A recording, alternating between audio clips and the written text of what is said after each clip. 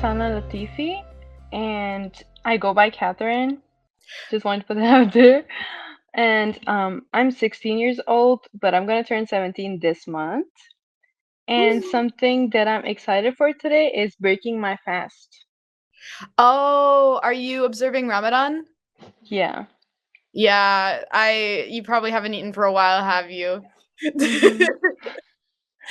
Well, that sounds like a really fun time. Hope to maybe we'll dive in a little bit of Ramadan this Mhm. interview.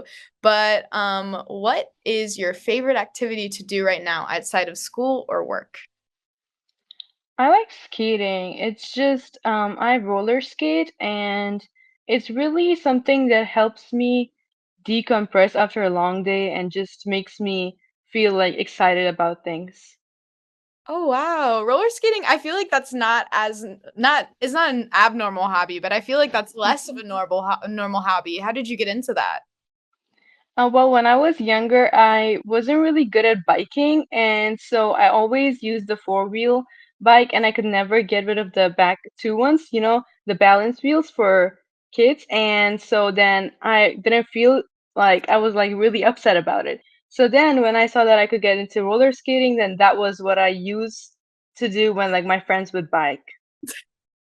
That's actually really funny considering that I feel that there's roller skating feels considerably harder than riding a bike. But that's really Yeah, cool. Yeah, I feel like it depends if you can like because on a bike you gotta balance the bike. On roller skating, like I just gotta balance myself. I don't know. That just somehow comes easier to me. Well, that's kind of funny. So I like that. So, moving on, what qualities of yourself are you most proud of? And I would like if you could name 3. Okay. I'm really ambitious, passionate, and considerate. So that's like what I'm really proud of, and striving to be all of those three qualities. Are they like so you say you're striving to do all those 3 or to like be all 3 of those qualities? Why do you think those why do you strive for those qualities in particular? I feel like so for ambitious and passionate, I feel like it's important to always have like a set of goals in mind that I want to achieve and to be like striving to do better every single day. And I also want to be passionate about like whatever I'm doing. I try to like really find out something of that field that I'm really into so that I could be passionate about it. And for being considerate, me personally, I don't like when people are not like considerate of like me, so I feel like it's from what you want, you should give away to the community. That's why I'm always trying to be considerate of people's feelings and their like thoughts and everything, experiences. Yeah, I understand that. I think it is a little bit especially with this being considerate, it might be it feels a little bit it probably feels a little bit wrong when somebody's not considering you in there. Mm-hmm. Like, yeah. And you're just trying to observe the qualities that you find to be like what you or at least for consideracy. For being Yeah. considerate, you're trying to feel what is the word? Um you're trying to be good and be good to other Mm-hmm. people. That sounds awesome. All right, so we're gonna kind of pick this up a little bit. What is an accomplishment, personal project, or extracurricular activity that you are proud of working on? I feel like for currently it's swimming because I've struggled to swim for a long time. As I started late, and me personally, I feel like it's easier to start swimming if you're younger. So since I started later in life, then I've never really been able to tread water or anything. Like I'm really scared of water. I almost drowned a few times. So Ooh. yeah, and ever since I've been really like nervous in water, and I this season I joined the swim team and I've been practicing. It's been a little uncomfortable, but whenever like I reach another milestone, I'm so happy that it like overcome. It's like much more, Mhm. overcoming than the other feelings that I experience. Yeah, wait, what gave you sort of the initiative to join the swim team if you didn't feel so comfortable in the water? I was talking to my friend and she told me like she is really into swim. And so we are talking and I was like, I wanna swim like one day. Like that's been my dream ever since. I was like, I wanna be able to like, go to because I love the ocean and I was like, I wanna be able to at least not go like deep in the ocean, but like on the like on the outside, be able to swim. And so she told me that I should join the swim team, and I was like, you know what, that does sound like I should do it. And then I did it, and I was like, well, this is like one of the best things I've ever done. Did you like know how to did you have like a basic idea of how to swim beforehand, or did you just go in blind? I did know a little bit of freestyle, but not really much. And treading, I had no idea. But I started in the shallow end, and then the coach was, I'm really grateful for her. She was really happy to help me, so that's been a really fun experience. That's really crazy that you decided to I feel like a lot of people, like, especially in high school, they struggle to start sports, especially Mm-hmm. not knowing or without at least playing for a couple of years. I mean, Yeah. I might just be speaking for myself because I was a little bit I would be a little bit, self-conscious to do that or, like, a little scared to do that, but that's really admirable. Yeah. Thank you. How did you sort of, like, decide to, like you just decided to jump in because it's something you've always wanted to do, but how did you, like, sort of push through the fear of swimming? So every single time that I'm like, especially this happens in swimming pool, I'm like, okay, what if I drown? Like that's my thought process the whole day. And I just like started to like trust myself to be able to like, cause I when I learned freestyle especially, I trust myself to be able to at least get to a place in the pool where I could stand, because if I'm in the like middle of the pool, and then I start to learn to trust the people around me, because if I trust people to save me, then it's not that terrifying. Yeah, I understand that. So it was mostly like sort of building up trust with yourself and others around Hmm. you and just learning that skill or and just being motivated to learn that skill. Yeah. That's awesome. All right. So what tips would you give to somebody who's like trying to do the same thing? Like, who also would love to learn how to swim but is kind of terrified. I would say that make sure that you have someone there. Like, as long as you have someone that you trust close to you, it'll be easier. And I'll also say that, like, think of this in a way like, okay, 2 years later, you're still not able to swim, and like, it's literally in the future, and you're like thinking, oh my God, I wished I joined that swim team where I could have, learned how to swim and I could have known it right now. And, like, I personally always ask myself if I want to live with that regret or try it and maybe not be the best at it, but I could still swim. I don't have to be the best at it. Yeah, that's really awesome. What does education mean to you specifically? I know that's a little bit of a pivot, but Hmm. and we've talked a little bit about your swimming, but what does education mean for you? Education for me is like a really powerful tool that I can use to achieve all my other goals. Because me personally, like going to high school is not like I'm not really, I don't dislike it, but at the same time, it's not my favorite thing in the world. And a lot of students are like that. But for me, I look at education as a way for me to learn different things about the world and then use all that information to help me achieve my goals in the future. Like, I want to be a major in finance and marketing. So I look at it as that. Like, if the more I know right now, the easier it will be for me in the future. Does that make sense? Yeah, yeah, yeah. Are you taking sort of steps to become that major or to major in finance and did you say marketing? Mm-hmm. Yeah, yeah. What sort of steps have you been taking as like just a 16-year-old to major in finance and marketing? Yeah, for that, I'm really glad that we have, like, in my school, I go to Deer Valley High School, and we have a business tech academy, and we have marketing classes and virtual enterprise classes, which is like an online business that the whole class comes up with. And I'm taking both of those classes right now, and it's been really fun. Oh my gosh. So it seems like you kind of know what you want to like do already. That's pretty Hmm. impressive. All right. So, what is sort of a topic, subject, or like a skill that you feel should be taught in schools? I feel like we should teach how to be like adaptability in schools, Hmm. because a lot of people, and it's just something that comes to them naturally, I feel like. But for me personally, as a foster youth, whenever I had to change placements, I had to adapt myself to like new environments. And even though sometimes that's kind of like sad, but at the same time I feel like everybody should not be able to just adapt themselves to different environments, but to different like circumstances.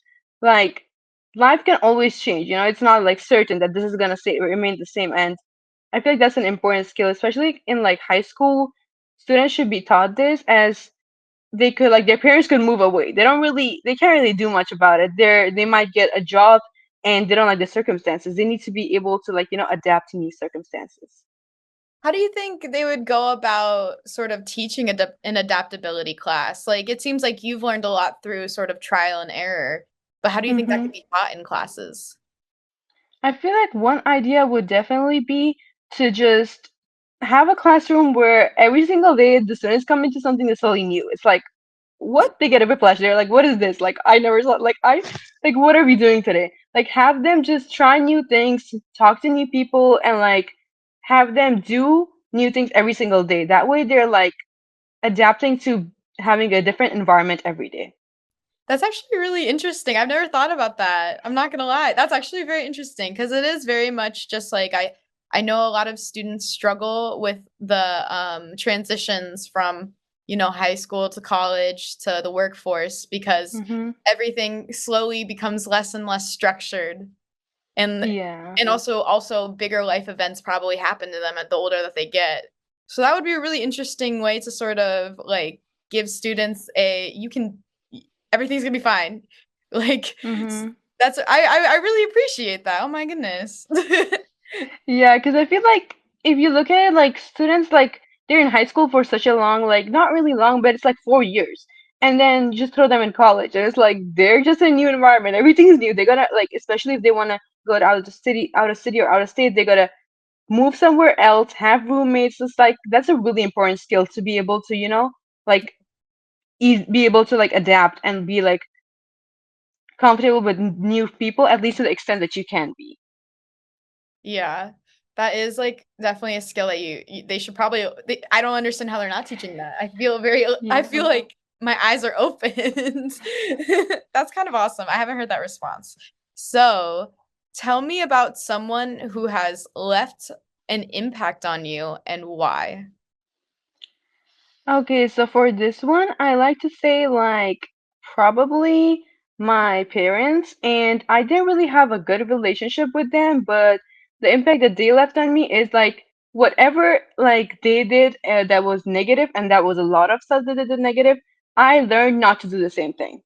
So it's like either you learn when you make a mistake or you learn from other people's mistakes, and I'm glad that I learned from their mistake rather than just having to go through that myself, you know? Yeah.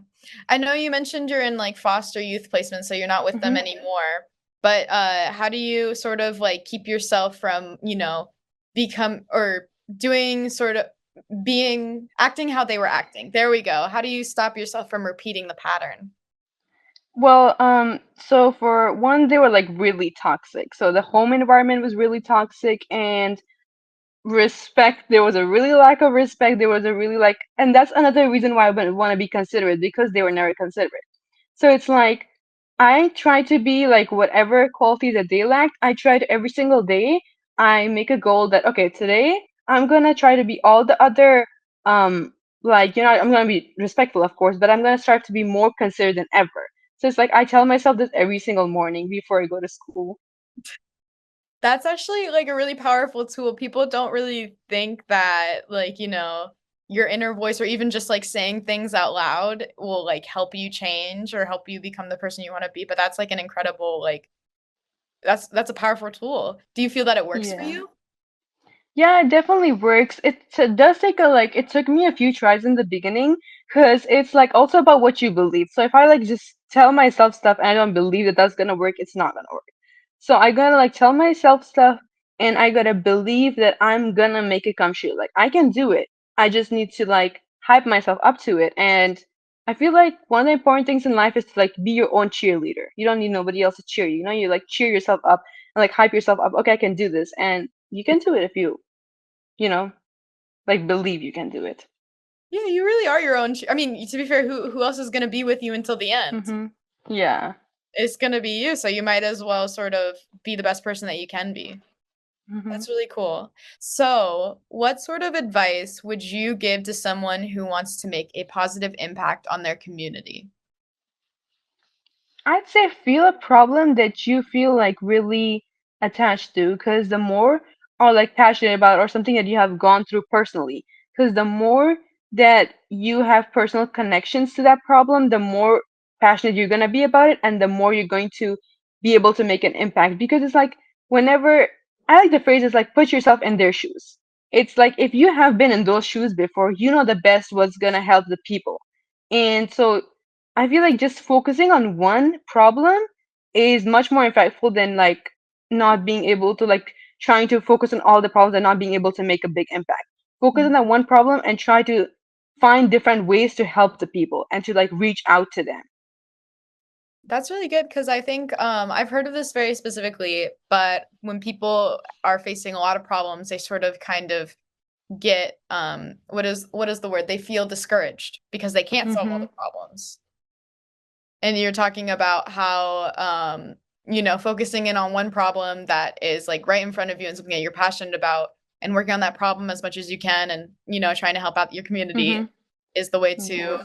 what is the word? Is the way to is a good way to help out your community. Yeah, and make a difference. That's awesome. Do you have any sort of examples of you helping out your community or anything or whatnot? It's fine if you don't too. Yeah. Well, I am in this CYC, it's California Youth Connection, and it's for foster youth or youth who have been in like kinship programs. Yeah, it's I think it's kinship programs and stuff like that. And we come together like on meetings. It's sometimes virtual and sometimes in person, and we talk about all the problems that these like all of us kids and like other youths that are not able to being there are facing, and we try to come up with like how can we help them. And Yeah. that's been something that I really like, because I feel like in foster care and like other programs where you're separated from like your family, you can be really like, it's just a really, I don't know, it's a really terrifying feeling to not be with anybody that you know or you love. And I want to help people in those situations to be able to live as comfortably as they can. Yeah, that's really nice. That also kind of brings back a little bit to the adaptability too, Yeah. and all of that. No, that's really awesome that you sort of have found like a problem that you've connected with so much. Because I think a lot of Hmm. people, I know at Triple B we try to help people find their own passion, but it's great that you're so passionate about, foster youth. Yeah, I feel like if you go through something, then you know more about it, and it's that's what one thing I like about experiences. Even if it's something that was awful to you, you can use that awful experience to make a change in the world that is much more positive than the negative. Yeah. That I think a lot of people stay stuck in their feelings, especially their negative feelings, and struggle to rise above that to make it a positive event or a Hmm. positive experience for themselves. So that's really awesome. I think a lot of people would be beaten down and they wouldn't come back up Yeah. quite as nicely or as easily.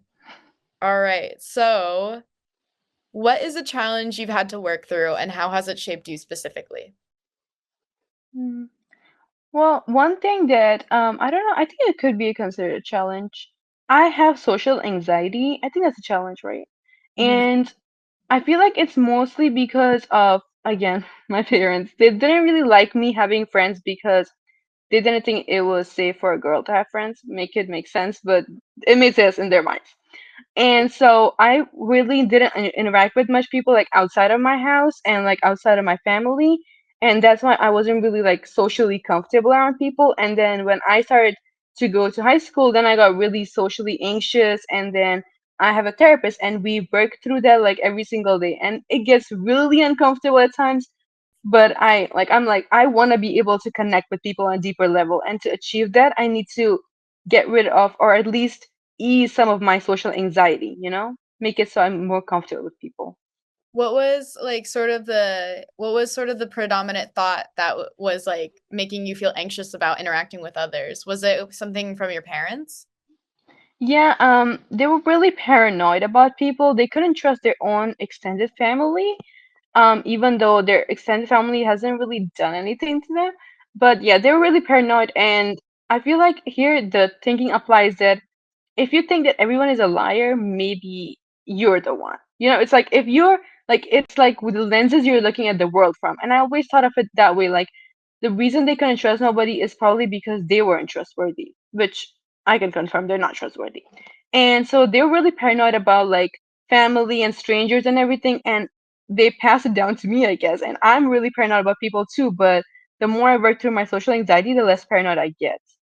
Yeah, that's like a really I think a lot of people like have more social anxiety like coming from the perspective of like what could what do they think of me? But I think it's very interesting that Mhm. you've like come from the very perspective of like what could they do to me? Yeah. Yeah, that's and then I that's got to be sort of like something that has been a little bit harder to tackle with your Mhm. therapist. But I'm glad that Yeah, it is. how do you feel sort of like I don't know if you've overcome it completely, but how has it been just sort of, talking with that therapist and getting through or working through that challenge? It's been a lot of like pushing myself outside of my comfort zone and a lot of like again learning to trust people and maybe not like completely trust them with my life because I mean that's a little too much but trust them to like the people that I know, trust them and trust myself that I know them enough. At the same time, trust myself that even if they do betray me, I can like, get back. Like I can get back from the thing. It's not gonna like hurt me as much because I have trust in myself. And it's just been a combination of like having faith and getting out of my comfort zone and just pushing myself. Yeah, that's awesome. That's really cool. I think that that is really that's eye-opening. I think that's like that's gonna be sort of that's gonna how do I say? This is gonna resonate with somebody somewhere when it's Hmm. posted. That's gonna be great. I really appreciate I that. hope so. Of course. So,